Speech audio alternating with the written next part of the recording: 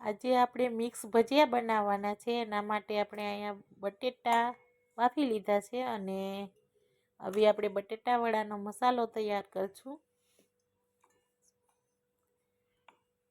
બટેટા વડાના મસાલા માટે આપણે મરચાં લીધા છે, આદુ, લીલા ધાણા લીધા છે,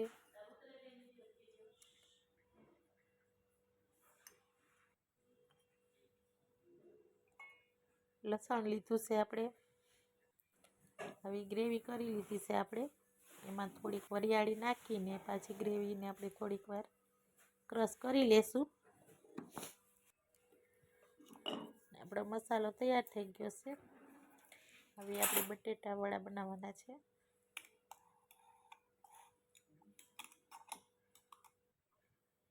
અને આખા મરચાં ભરવાના છે. અહીંયા આપણે મરચાં લીધા છે લીલા અને ક્રશ કરેલું સવાણું લીધું છે.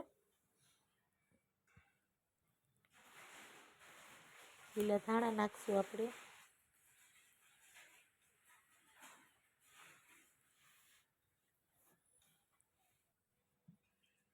મરચાં ભરી લેશું આપણે હવે.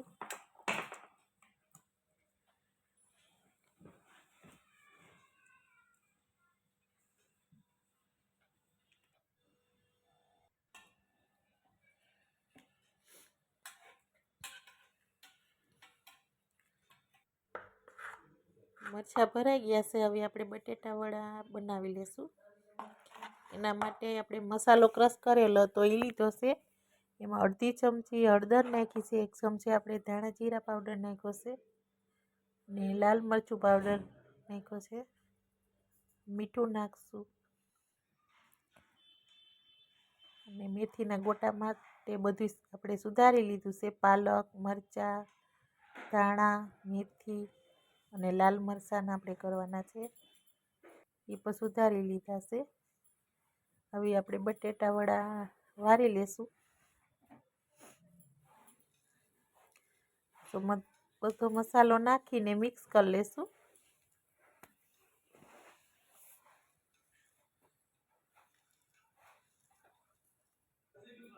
મસાલો મિક્સ થઈ ગયો છે. હવે આપણે ગોટા વારી લેશું.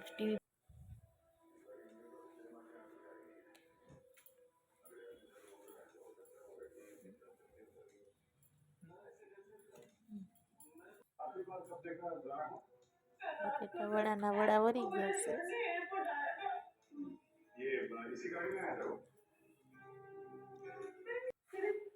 અને મૂરાના પતરીના કરવાના છે. મૂરો લીધો છે આપણે.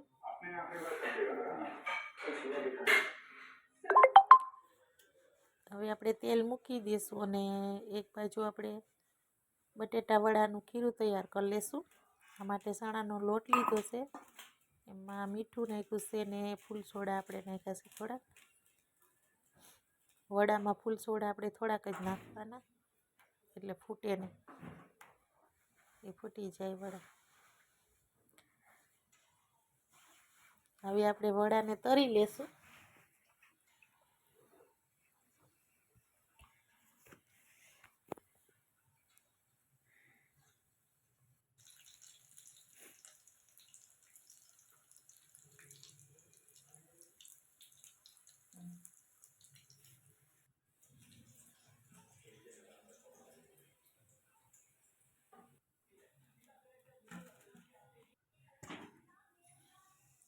હવે આપણે મરચાંના તરી લેશું.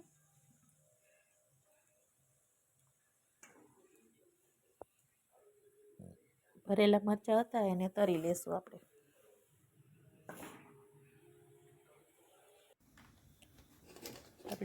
આપણે પતરી કરી હતી મૂરાની, એના તરી લેશું. અને લાલ મરચાંના.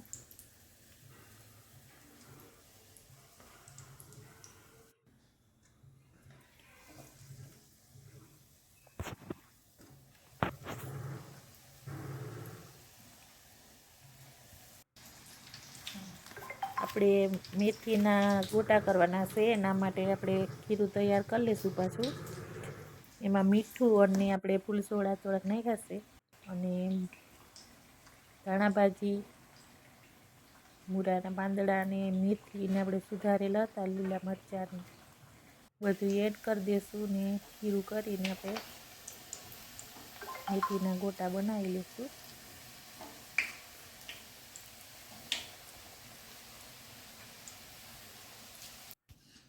મેથીના ગોટા બની ગયા, આપણી ડીશ તૈયાર થઈ ગઈ છે. કોઈને ખાવા હોય ભજીયા તો આવી જાઓ.